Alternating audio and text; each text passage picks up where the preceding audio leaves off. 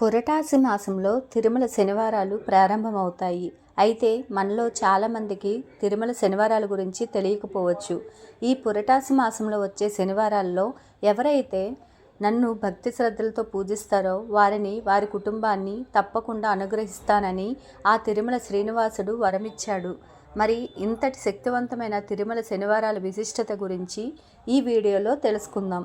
పురటాసి మాసం ఎప్పటి నుండి ప్రారంభమవుతుంది, ఈ తిరుమల శనివారాల్లో వెంకటేశ్వర స్వామిని ఎలా పూజించాలో ఈ వీడియోలో తెలుసుకుందాం. ముందుగా ఈ వీడియోకి ఒక లైక్ కొట్టి ప్రతి ఒక్కరూ మన ఛానల్ని సబ్స్క్రైబ్ చేసుకోండి. పురటాసి మాసం గురించి మనలో చాలామందికి అస్సలు తెలియదు. అయితే ఈ పురటాసి మాసంలోని సాక్షాత్తు ఆ తిరుమల వెంకటేశ్వరుడు భూమిపై అవతరించిన మాసం కాబట్టి ఈ పురటాసి మాసంలో వచ్చే శనివారాలను తిరుమల శనివారాలని అంటారు. ఈ 2025 సంవత్సరంలో సెప్టెంబర్ 17వ తేదీ నుండి పురటాసి మాసం ప్రారంభమై అక్టోబర్ 17వ తేదీతో ఈ మాసం ముగుస్తుంది. సాధారణంగా శనివారం చేసే పూజలకు విశేషమైన పుణ్యఫలితం లభిస్తుంది. అయితే ఈ పురటాసి మాసంలో వచ్చే తిరుమల శనివారాల్లో వెంకటేశ్వర స్వామిని పూజిస్తే మీ పూజలన్నీ నేరుగా స్వామివారి పాదాల చెంతకు చేరుతాయి.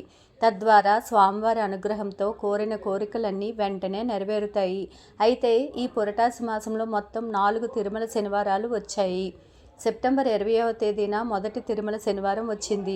అలాగే సెప్టెంబర్ 27వ తేదీన రెండవ తిరుమల శనివారం, అక్టోబర్ 4వ తేదీన మూడవ తిరుమల శనివారం, ఇక చివరగా అక్టోబర్ 11వ తేదీన 4వ తిరుమల శనివారం వచ్చాయి. ఈ పురటాసి మాసంలో వచ్చేలోపు ప్రతి ఒక్కరూ ఇంటిని శుభ్రం చేసుకొని ఇంట్లో ఉన్న పాత వస్తువులను తీసేయండి. అలాగే ఒక చిన్న వెంకటేశ్వర స్వామి విగ్రహాన్ని తెచ్చుకొని మీ పూజ గదిలో పెట్టుకోండి. ఈ పురటాసి మాసంలో వచ్చే తిరుమల శనివారాల్లో వెంకటేశ్వర స్వామిని ఎలా పూజించాలో తెలుసుకుందాం.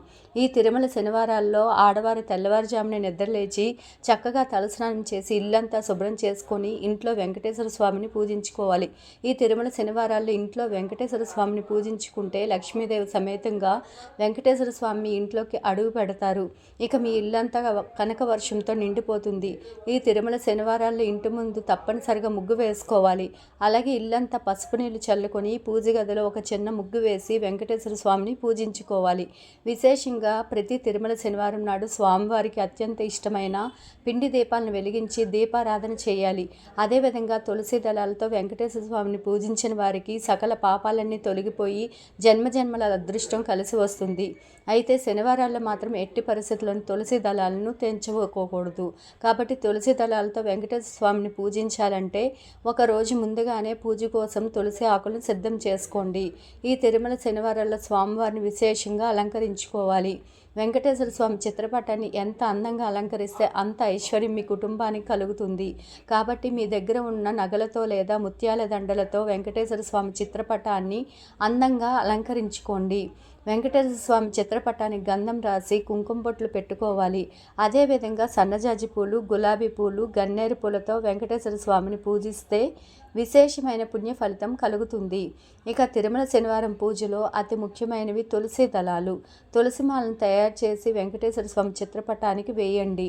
తులసి మాలలు వేయలేని వారు కొన్ని తులసి దళాలను పూజ గదిలో పెట్టుకొని స్వామివారిని పూజించుకోవచ్చు. ఈ విధంగా స్వామివారిని అందంగా అలంకరించుకొని మొదటగా గణపతి పూజ చేయాలి. పసుపుతో ఒక చిన్న గణపతిని తయారు చేసి గణపతికి కుంకుమ బొట్లు పెట్టి అలాగే పూలు, అక్షంతలను సమర్పించుకోవాలి. వెంకటేశ్వర స్వామి తిరుమల శనివారాల పూజను ప్రారంభించుకోవాలి. ఈ తిరుమల శనివారాల పూజకు చాలా దైవశక్తి ఉంటుంది కాబట్టి ఈ తిరుమల శనివారాల పూజలో ఆడవారు భక్తి శ్రద్ధలతో చాలా నిష్టగా వెంకటేశ్వర స్వామిని పూజించాలి. ఈ తిరుమల శనివారాల్లో ఆడవారు పసుపు రంగు వస్త్రాలను ధరించి కాళ్ళకు పసుపు రాసుకొని కుంకుమ బొట్టు పెట్టుకొని చేతుల నిండా మట్టి గాజులు వేసుకొని నిండు ముత్తైదువులా వెంకటేశ్వర స్వామిని పూజించాలి. ఈ తిరుమల శనివారం పూజలో తప్పనిసరిగా పిండి దీపాలు వెలిగించాలి లేదా మట్టి ప్రమిదల్లో దీపారాధన చేయాలి. అయితే పిండి దీపాలు వెలిగించేవారు బియ్యం పిండిలో కొన్ని పాలు పోసి పిండి ప్రమిదలను తయారు చేసుకోండి. దీపం ప్రమిదలకు కుంకుమ బొట్లు పెట్టి అందులో నువ్వుల నూనె వేసి ఆవు నెయ్యిని కానీ వేసి పోసి 2 ఒత్తులతో కానీ 5 ఒత్తులతో కానీ దీపారాధన చేసుకోండి. ఈ వెంకటేశ్వర స్వామి పూజలో తప్పనిసరిగా 2 దీపాలు ప్రమిదలు వెలిగించాలి. అదేవిధంగా వెంకటేశ్వర స్వామి పూజలో నైవేద్యంగా పాలతో చేసిన నైవేద్యాన్ని శ్రీవారికి నివేదించాలి. లేదా ఒక చిన్న బెల్లం ముక్కను సమర్పించినా సరిపోతుంది. అలాగే నీ స్తోమతను బట్టి 2 రకాల పండ్లను కూడా నివేదించుకోవచ్చు. గోవిందనామాలు చదువుతూ స్వామివారిని భక్తి శ్రద్ధలతో పూజించండి. గోవిందనామాలు చదవలేని వారు ఓం నమో భగవతే వాసుదేవాయ నమః అనే మంత్రాన్ని 108 సార్లు చదవండి లేదా 21 సార్లు చదవండి. అలాగే ఓం నమో వెంకటాశాయ నమః అనే మంత్రాన్ని కూడా జపించవచ్చు. మీ పూజ గదిలో వెంకటేశ్వర స్వామి విగ్రహం ఉంటే పాలతో స్వామివారిని అభిషేకించి పసుపు అలాగే కుంకుమలతో అర్చించి స్వామివారికి నమస్కారం చేసుకోండి. తిరుమల శనివారాలు చేసేవారు మీ పూజ గదిలో తప్పనిసరిగా అక్షంతలను పెట్టుకోండి. అలాగే ఒక చిన్న కలశంలో నీళ్లు పోసి మీ పూజ గదిలో ఈశాన్యంలో పెట్టుకోండి. ఇక చివరగా స్వామివారికి హారతి సమర్పించండి.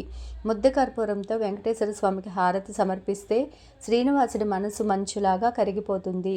అలాగే స్వామివారికి సాంబ్రాణి పొగను సమర్పించి చివరగా 3 ప్రదక్షిణలు చేసి తలపైన అక్షంతలు వేసుకొని వెంకటేశ్వర స్వామికి నమస్కారం చేసుకోండి.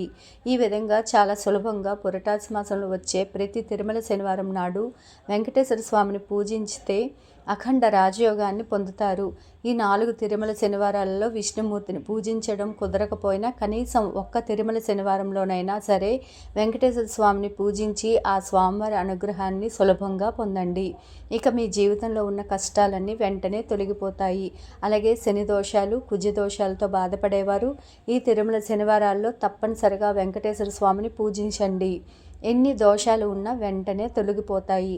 ఈ పురటాసి మాసంలోనే లక్ష్మీదేవి భూమిపైకి వచ్చిందని, తన్ను పూజించే భక్తులకు విపరీతమైన ధనాన్ని ప్రసాదించి కుటుంబంలో సుఖశాంతులను ప్రసాదిస్తుందట. కాబట్టి ఈ పురటాసి మాసంలో వెంకటేశ్వర స్వామితో పాటుగా లక్ష్మీదేవిని కూడా పూజిస్తే ఇక ఈ సంవత్సరం అంతా ఎలాంటి ఆర్థిక సమస్యలు లేకుండా మీ ఇల్లు అంతా ఐశ్వర్యంతో నిండిపోతుంది. ఈ పురటాసి శనివారాల్లో తప్పనిసరిగా వెంకటేశ్వర స్వామి దేవాలయానికి వెళ్ళి దేవాలయంలో ఉన్న ధ్వజస్తంభం దగ్గర ఒక చిన్న నెయ్యి దీపాన్ని వెలిగించి ధ్వజస్తంభానికి నమస్కారం చేసుకోండి. ఈ తిరుమల శనివారాల్లో వెంకటేశ్వర స్వామి ఆలయంలో వెలిగిస్తే ఎలాంటి సమస్యలైనా వెంటనే తొలగిపోతాయి. విష్ణుమూర్తి అనుగ్రహం సంపూర్ణంగా కలుగుతుంది.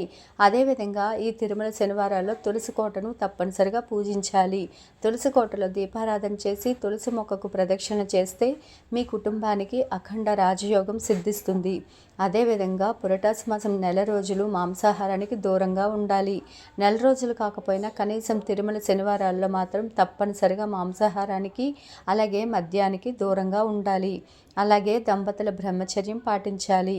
వెంకటేశ్వర స్వామి పుట్టిన ఈ పురటాసి మాసం అంటే సెప్టెంబర్ 17 నుండి అక్టోబర్ 17 వరకు ఎవరైతే తిరుమల శ్రీనివాసుని పూజిస్తారో అలాంటి వారి జీవితంలో ఉన్న కష్టాలన్నీ తొలగిపోయి ఇక మీ ఇల్లంతా ఐశ్వర్యంతో నిండిపోతుంది. ఈ పురటాసి మాసంలో వచ్చే తిరుమల శనివారాల్లో వెంకటేశ్వర స్వామిని పూజించి చూడండి. ఖచ్చితంగా అద్భుతమైన మార్పులను గమనిస్తారు. ఈ వీడియో కనుక నచ్చినట్లయితే లైక్ చేయండి, షేర్ చేయండి. అలాగే మరెన్నో తెలియని విషయాలు తెలుసుకోవాలంటే నా ఛానల్ సబ్స్క్రైబ్ చేసుకోండి. Please subscribe.